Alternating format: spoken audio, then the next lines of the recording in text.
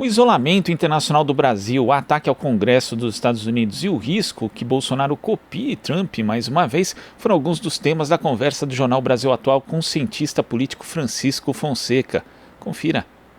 Nós vamos conversar agora com o professor de Ciência Política da Fundação Getúlio Vargas e da PUC de São Paulo, Francisco Fonseca. Bom dia, Francisco. Bom dia, Glauco. Bom dia a todas e todos os ouvintes. É um prazer estar com vocês. Prazer é nosso. Francisco, nós tivemos um acontecimento relevante em relação aos Estados Unidos, mas ao mundo de uma forma geral, que foi a invasão do Capitólio na sessão do Congresso norte-americano que ia ali certificar Joe Biden como presidente eleito. E às vezes a gente pensa, né, eu vi muita gente se manifestando, inclusive, poxa, os Estados Unidos que promoveu e que ajudou tantos golpes fora ali do seu território, de repente vive uma tentativa de golpe ali.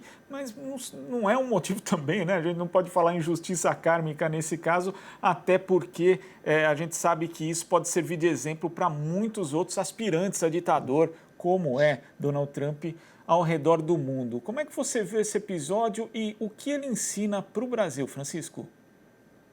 Bem, essa é uma questão que envolve muitos aspectos, né? Em primeiro lugar, desmistifica aquilo que, inclusive, professores e um senso comum, né, dos Estados Unidos como uma grande democracia. Os Estados Unidos, na verdade, são um país, né, pouco democrático em vários sentidos. Em primeiro lugar, porque o sistema político dos Estados Unidos é inteiramente privatizado. O financiamento é um financiamento, inclusive, ilimitado, né, dos bilionários. O próprio Trump fez a campanha toda com o seu próprio dinheiro. Né? Então, é um país privatizado. O seu sistema político é privatizado e é um sistema político indireto, que o Congresso ontem se reunia para avaliar os votos dos representantes. Não é um voto direto, né? A população dos Estados Unidos vota representantes. E, portanto, o número de votos dos cidadãos não é exatamente o mesmo número de votos dos representantes. Né? Isso aconteceu muitas vezes na história dos Estados Unidos. Então, só olhando pelo lado do sistema institucional político, nós temos um problema seríssimo. Né? É chamar de democracia um país em que o sistema político é na base do dinheiro, e dinheiro e democracia nunca combinaram, né? E que a maneira de se fazer representação política não é direta, é indireta. Então, o primeiro problema é esse. Segundo lugar, um país que tem uma base em Guantánamo, que é uma base de tortura, é uma base que não entra médico, né, autônomo, que não entram ativistas de direitos humanos, que não entram advogados. É muito difícil dizer que alguém que mantém um sistema de tortura internacional, de captura daquilo que são chamados de terroristas, né, chamados pelos próprios Estados Unidos, né, e que colocam lá, é muito difícil chamar de democrático. Em terceiro lugar, para ir mais direto à sua questão, um país que, como você mesmo disse, não apenas financiou golpes ao redor do mundo desde o século XIX, são 200 anos de golpe ao redor do mundo. O Brasil é exemplo disso. O golpe de 2016, né, que retirou a presidente Dilma, a presidente eleita legitimamente, é um golpe lava-jato. Lava-jato é uma operação dos Estados Unidos. Ninguém mais tem dúvida disso. Né? Nem o Deltan Dallagnol, nem o Moro mais escondem isso. Né? Enfim, então um país que historicamente derruba governos eleitos ao redor do mundo não pode ser chamado de democrático. O que nós vimos ontem, um espetáculo trágico, 4 pessoas morreram, algumas têm um estado, né, crítico, que podem morrer a qualquer momento, né? Um show de horrores, né? É aquilo que eles promoveram no mundo inteiro. Então, eles estão experimentando internamente aquilo que eles promoveram no mundo inteiro. Quando eu digo no mundo inteiro, eu estou falando não só da América Latina, estou falando da Ásia, não é isso? Estamos falando do Oriente Médio. Não há país, né, praticamente, que não os países centrais, que não houve intervenções, né, absolutamente, ou militares, ou de formas mais sutis, aquilo que se chama de soft power, né, de derrubada de governos nos mais diversos lugares. Ontem, portanto, os Estados Unidos experimentaram no seu próprio solo aquilo que eles fizeram ao longo de 2 séculos. Então, eu queria só chamar a atenção deste contexto, antes de falarmos, quando nós ouvimos a grande mídia dizendo a maior democracia do mundo. Isso é a maior democracia do mundo? Que conceito de democracia é esse? Né? Então, o pessoal queria fazer esse preâmbulo de quem nós estamos falando. Fazendo um adendo também, Francisco, eu vi ali na TV um comentarista, um jornalista dizendo que os Estados Unidos era uma democracia pujante, né? E aí, lembrando todos esses aspectos, eu também achei bastante curioso que o ex-presidente George W. Bush se mostrasse indignado, dizendo que o sistema eleitoral americano não poderia se assemelhar ao de uma república de bananas, segundo as palavras dele, lembrando que ele, em 2000, teve uma eleição, para a gente dizer, no mínimo, questionável ali como presidente da república, uma eleição que foi judicializada, com evidências de uma cédula muito confusa, inclusive ali na Flórida, que deixava os eleitores meio perdidos, mas mesmo assim teve recontagem de votos, e se a recontagem de votos não fosse paralisada via judicial, que foi o que aconteceu, talvez o presidente ali, talvez não, certamente o presidente seria Al Gore. Então, quer dizer, como você mencionou, o sistema eleitoral, o sistema representativo absolutamente questionável, esse que existe nos Estados Unidos, né? Exatamente, exatamente. Bem lembrado. E em várias eleições nos Estados Unidos, né, este descompasso entre a vontade popular majoritária e a vontade, porque o colégio eleitoral, né, nos Estados Unidos o voto é facultativo, então um colégio eleitoral menor, né, vários colégios eleitorais menores juntos podem gerar uma maioria de representantes, mas não uma maioria popular. Até porque não é proporcional. Na esmagadora maioria dos estados, o voto não é proporcional. Por exemplo, se um candidato tem 50% e outro, 55% e outro 45%, quem teve 55% leva todo os representantes. Quer dizer, então, são aberrações em torno de aberrações. Não é um sistema democrático, efetivamente. Né? Ele sequer proporcional, ele é.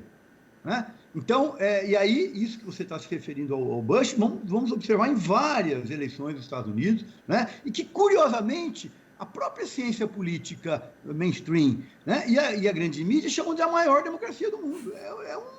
Se isso é democracia, então o que é uma ditadura? Né?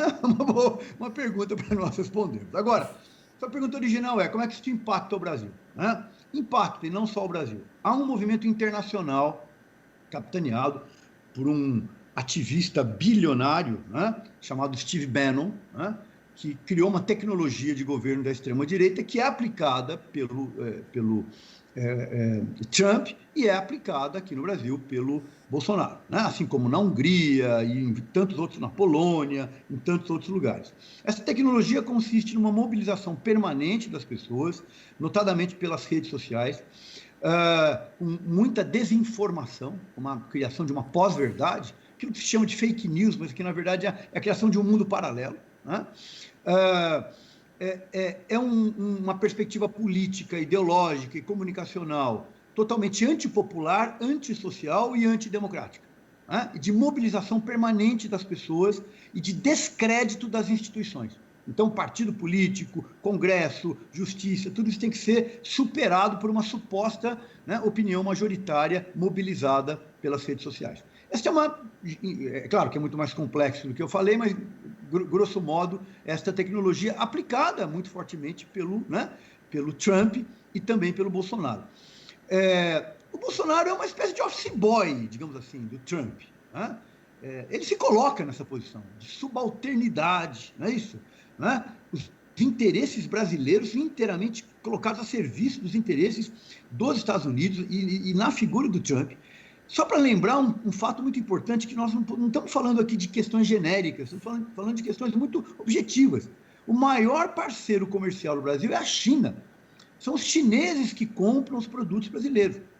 Mas o Bolsonaro levou a política exterior brasileira para onde? Para se apoiar num concorrente, que são os Estados Unidos. Né? Os Estados Unidos concorrem com o Brasil em vários dos produtos que nós exportamos, dos produtos primários. E, portanto, é uma loucura. Uma política exterior em que aquele que mais nós vendemos, há uma crítica, há uma oposição. Né? Quer dizer, é contra o próprio interesse nacional. Então, o Bolsonaro inclusive o próprio Biden, recentemente, deu essa declaração. Os países fazem acordos entre países. Os governos passam. Os governantes passam. O que o Bolsonaro faz? Um acordo pessoal com o Trump, que acabou de ser derrotado e, eu diria, humilhado agora, né? Quer dizer, uma humilhação, porque fala-se que, inclusive, ele tem mais 2 semanas de mandato, né, até dia 20 de janeiro. Pode ser que ele seja retirado do cargo. Né? Há uma emenda nos Estados Unidos, na Constituição, que permite isso. Pode ser que ele não termine 2 semanas de cargo. Qual foi a declaração do Bolsonaro ontem? Em apoio ao Trump, né? Apoiando, inclusive, esta tese infundada, descabida, de que teria havido fraude nas eleições. Né? Quer dizer, claramente não houve, inclusive, recontagem em alguns lugares. Ou seja, né, este desgoverno no Brasil, mais completo desgoverno, se apoia, né, nesta extrema-direita que o Trump quer liderar internacionalmente. O Trump sabe que perdeu as eleições, mas por que ele questiona até o final? Porque ele quer se manter em evidência para ser a grande liderança mundial da extrema-direita. Então, acho que esse é um ponto fundamental. E o que é o Bolsonaro? Né? Para usar um termo popular, um capacho, né? Um office boy. São expressões que nós podemos usar, né? Que não tem nenhuma soberania e que se apoia num derrotado agora. Né? Por sinal, o Bolsonaro tem uma característica, né? Quem ele apoia perde as eleições. Apoiou o Macri na Argentina, não é isso? Onde ele põe a mão aqui no Brasil, quase todos os candidatos que ele apoiou foram derrotados. Né? Então, isso é um dado muito, muito interessante, o que mostra um grande isolamento internacional. Enquanto o mundo inteiro, né, quer se livrar de Trump, né, o Brasil se associa, não é nem uma associação dos Estados Unidos, é o Trump. Né? Quer dizer, o pior dos mundos. Agora, me parece que isso pode sim ter efeito no Brasil, porque a extrema-direita brasileira se apoia na extrema-direita dos Estados Unidos. E, portanto, né, como muitos atores políticos ontem declararam, é melhor retirar o Bolsonaro antes, porque ele vai tentar fazer isso aqui no Brasil, ele e seus apoiadores. Né? Então, acho que isso é um péssimo exemplo que aconteceu ontem e que nós brasileiros devemos estar preocupados, sim. Então, e é essa a minha pergunta para você, Francisco, porque, de fato, muita gente se mostrou preocupada ontem, já que o presidente Jair Bolsonaro, ele não só um aliado do Donald Trump, mas ele costuma imitar em tudo. Inclusive, os métodos usados na campanha eleitoral dele foram os mesmos usados na campanha de Donald Trump, também o jeito que ele governa, um modo como ele se comunica via redes sociais. Então, ontem, de fato, foi dado um sinal de alerta para algumas lideranças políticas. Você acha que isso pode facilitar a abertura de um processo de impeachment de Bolsonaro, sendo que há uma fartura de evidências de crimes de responsabilidade e também há mais de 50 pedidos de impeachment ali na mesa da presidência da Câmara dos Deputados? Olha, nós temos uma situação nova a partir de 1º, né, de fevereiro, 2 de fevereiro, quando ocorrem as eleições, né, na Câmara e no Senado. O Rodrigo Maia sentou em cima, na verdade são quase 60 pedidos de impeachment, sentou em cima, né? Por mais que os crimes de responsabilidade do Bolsonaro sejam, é difícil até contar, né? São inúmeros, cotidianos, eu diria, cotidianos. Por que não tem impeachment? Em primeiro lugar, porque a agenda do Bolsonaro é também a agenda das elites, é também a agenda de uma parte, talvez majoritária, do Congresso Nacional. Então, né? Quer dizer, ele é um translocado, mas ele está fazendo a nossa agenda. Qual que é a agenda que eu estou querendo me referir, assim, grosso modo? Primeiro, praticamente tentar exterminar os direitos dos trabalhadores. Né? Desestruturar, né, o SUS, o SUAS, né, as grandes políticas sociais. E fazer o jogo das elites do ponto de vista econômico. Né? Quer dizer, não faltam dinheiro para as elites. Né? Veja, por causa da dívida interna, que é metade do orçamento no Brasil para pagar a dívida interna. Mas o auxílio emergencial vai acabar. Para a dívida interna, que ela é trilionária, não faltam recursos, não se paralisam. Para o auxílio emergencial, para aqueles miseráveis, nós estamos falando de aí 40, 50 milhões de pessoas que vivem, né, exclusivamente do auxílio emergencial, vai acabar o dinheiro. Então, esse é o ponto que segura o Bolsonaro. Porém,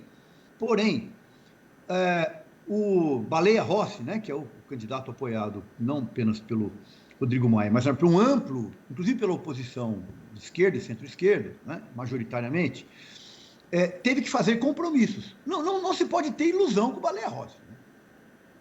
votou praticamente com toda a agenda do Bolsonaro, é ligado ao Temer, apoiou o golpe contra a presidente Dilma. Não vamos ter ilusão. No entanto, devido às circunstâncias, né, que hoje colocam em oposição ao candidato do Arthur Lira, do Bolsonaro, ele foi obrigado a fazer alguns acordos com a oposição. Né? E nestes acordos, e tendo em vista a crise econômica, notícia de hoje, inclusive, né, a popularidade do Bolsonaro nunca foi tão baixa como neste momento.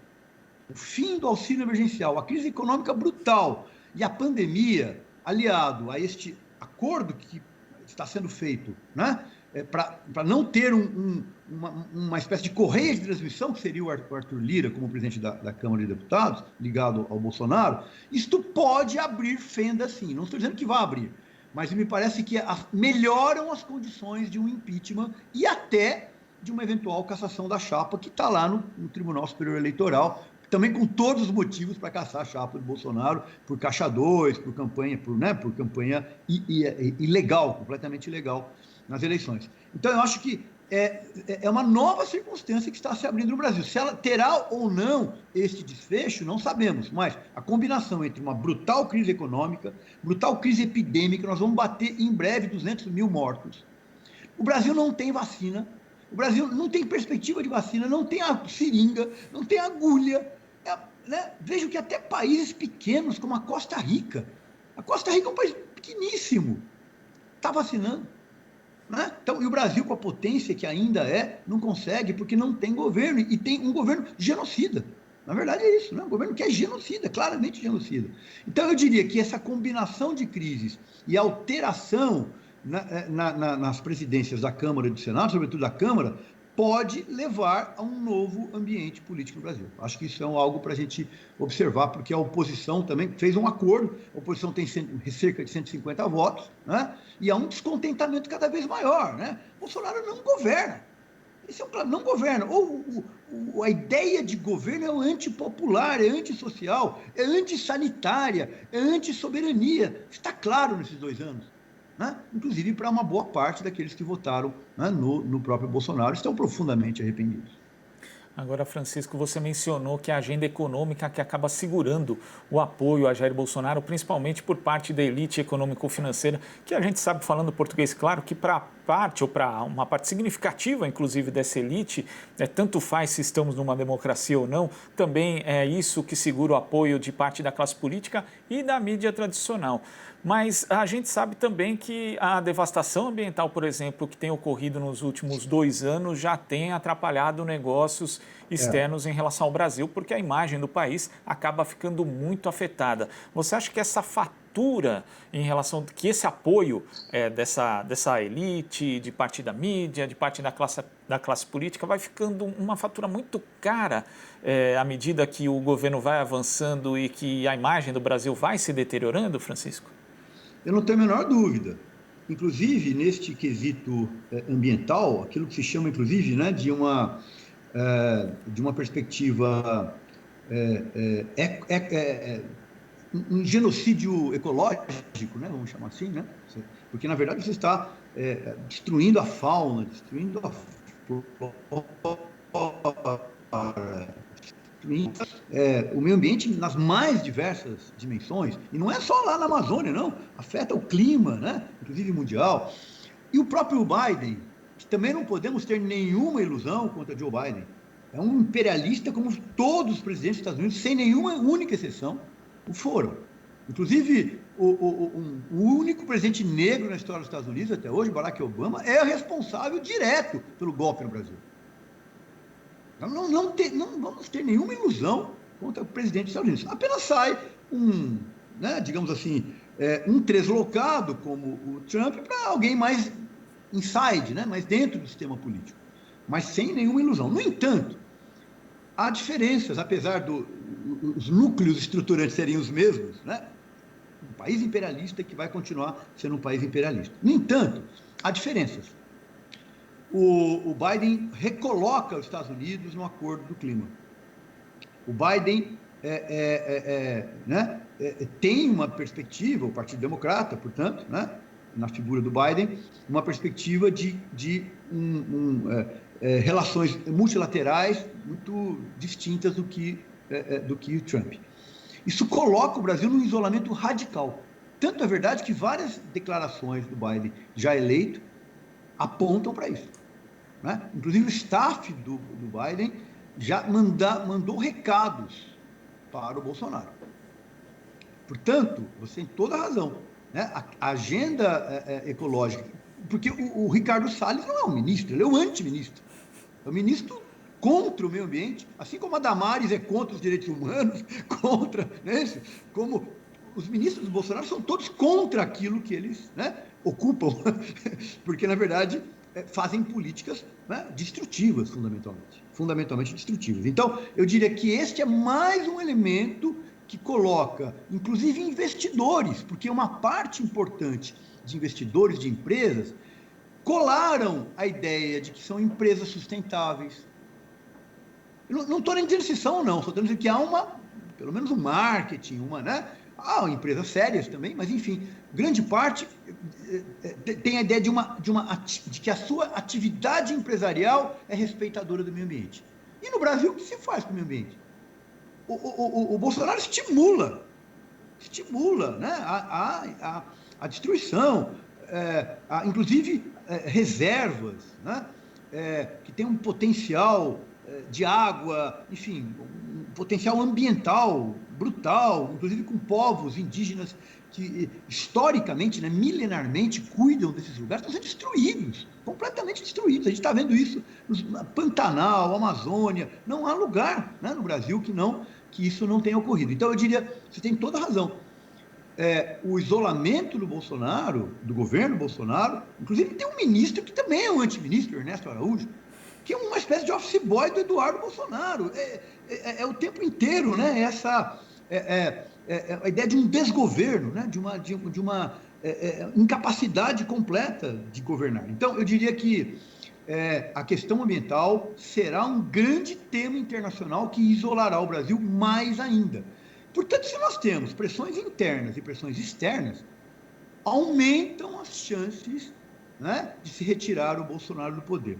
Ele pode ser retirado por impeachment, ele pode ser retirado pela cassação da chapa, ele pode ser retirado pelo próprio Supremo mandando para o Congresso Nacional, né, uma solicitação de retirada que tem que ter maioria. Essa maioria não tem neste momento no Congresso, mas isso não significa que ela não poderá ter. E o Centrão, o tão propalado Centrão, esteve com a presidente Dilma até o dia do impeachment.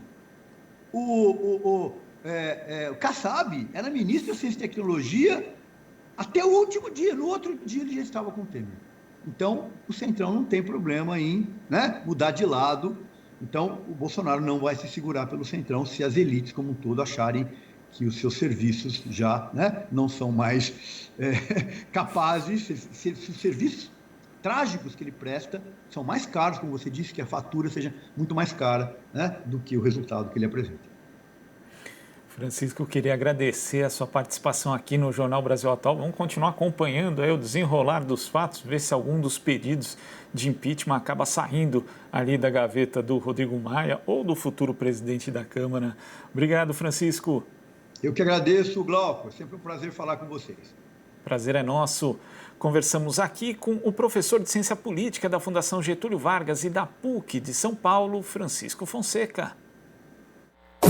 Você está ouvindo Jornal Brasil Atual. As notícias que os outros não dão.